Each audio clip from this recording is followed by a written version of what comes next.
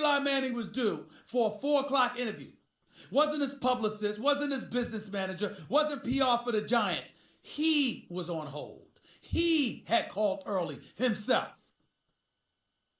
You just don't see that from professional athletes. I'm not knocking Antonio Brown the way some people would do, but he's talking about doing things the right way at his press conference yesterday for the Oakland Raiders, but it was after he had showed up late. That's not something Eli Manning does. He doesn't show up late. He doesn't engage in behavior that could be described as dilatory. He doesn't pass the buck. He doesn't sit up there and do things for public consumption that an organization frowns upon. He's not a divisive force within a locker room. Everything about Eli Manning personifies class, as in first class, in front of the cameras, but behind the scenes, with permission to speak candidly and openly. What do you think he said to Tish and Mara about Odell Beckham Jr.? What do you think he said to Gettleman about Odell Beckham Jr.? What do you think Shermer, without Eli Manning's adage, advice, counsel, or whatever, what do you think Shermer had to say about Odell Beckham Jr.? We saw how he felt about Odell Beckham Jr. by virtue of how he raved about Saquon Barkley. This is the reality. This is the truth. And so when I look at it from that perspective, I'm like, that's why Odell Beckham Jr. is gone.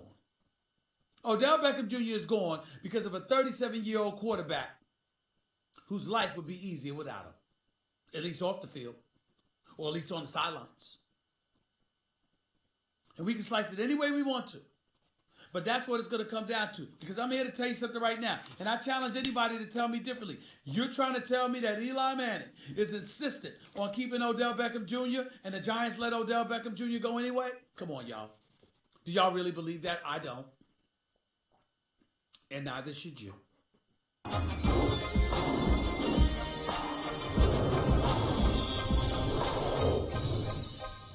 Progressive Insurance. Guests on the Stephen A. Smith Show appear via the Shell Pennzoil Performance Line. And you can always get in touch with the show through the 1-800-Flowers Twitter feed.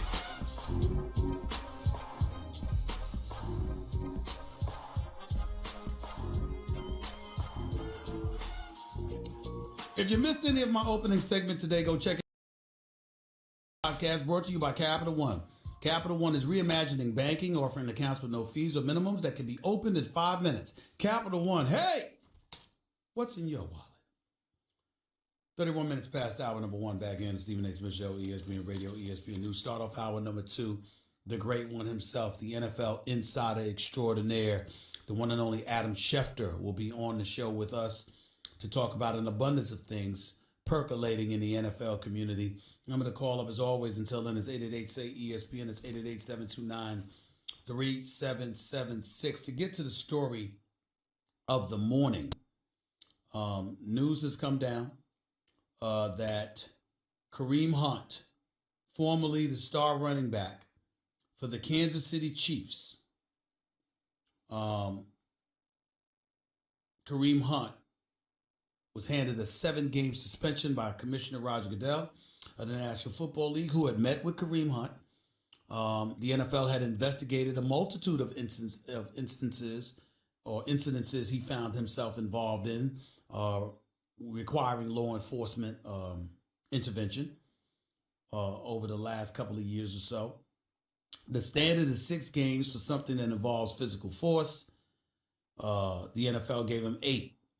Standard suspension for violating NFL's personal conduct policy when it comes to assault, battery, domestic violence, or sexual assault that involves physical force is 6 games. Kareem Hunt got 8 games. Did the league get this one right? Ladies and gentlemen, there's no right about this. Kareem Hunt is lucky that he didn't get suspended for the year. Caught on video, having to be restrained not by 1, not by 2, but 3 different men. Kareem Hunt had to be restrained. The girl fell against the wall. She was down. And while she was down and he was being yanked away by another young lady, he kicked her again. These are the undisputable facts. Here's another fact that everybody needs to remember.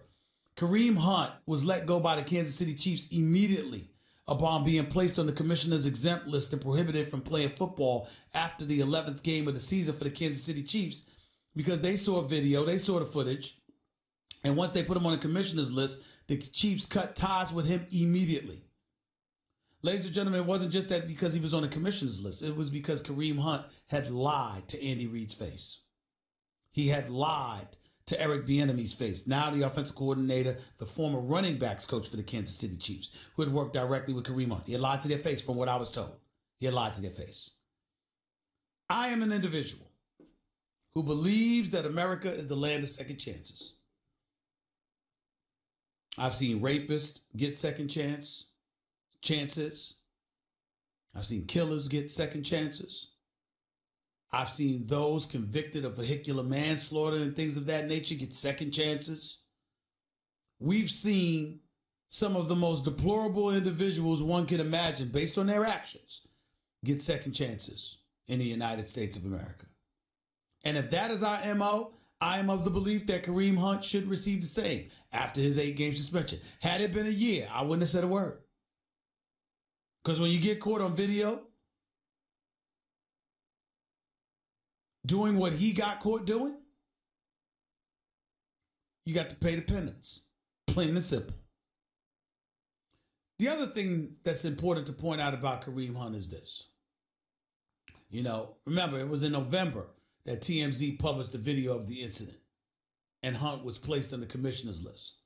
I hope people like John Wall of the Washington Wizards are watching, because obviously he doesn't deserve to be associated with anything like this, because to our knowledge, he's never done such a thing. And I want to be very, very clear.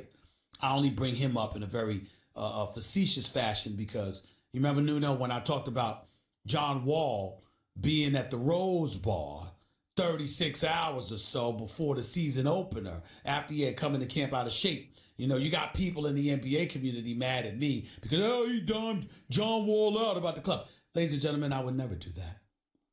First of all, I don't talk about people's private life like that because I have a private life. And oh, by the way, I don't want to be a hypocrite because I'll be damned if I haven't been to the Rose Bar before. Matter of fact, I'm going back. Okay, so let's be very, very clear about that. There's another club that's in D.C. I'd be there this weekend if I had time. So ain't nobody calling him out about that, nor would I ever talk about that. My exact words about John Wall were simple. You can't put yourself in a position where TMZ is putting out videos about you at the club. In other words, I said something after the videos revealed him at the club, not before. Because I would never do that. That's not how I roll. But that's neither here nor there. Back to Kareem Hunt. Because again, John Wall has never been associated with any kind of criminal behavior or activity or anything. He's actually a very, very good guy. He's just a bit sensitive these days, but he's a good guy. Kareem Hunt, can't say that.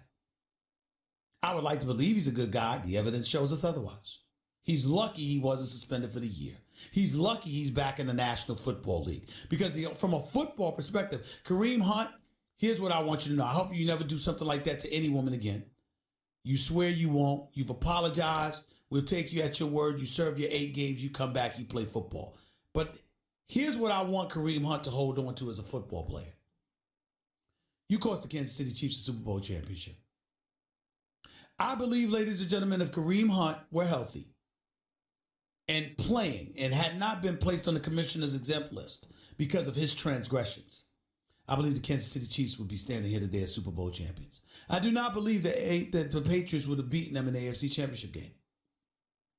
And I do not believe the Rams would have beaten them in the Super Bowl.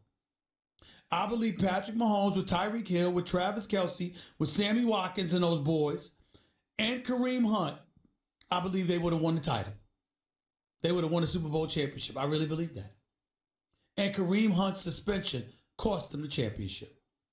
So now here he goes, and he goes to Cleveland. And what do we look at here? Kareem Hunt in Cleveland. With Odell Beckham Jr., with Jarvis Landry, with Nick Chubb, with Baker Mayfield. Cleveland's got a chance. They've got a chance. We shall see. 888 say ESPN is the number to call up. We were talking about LeBron and Rich Paul before the break. Been talking about Kareem Hunt ever since. Let's go to the phones. Donovan, you're live with Stephen A. Go ahead, man.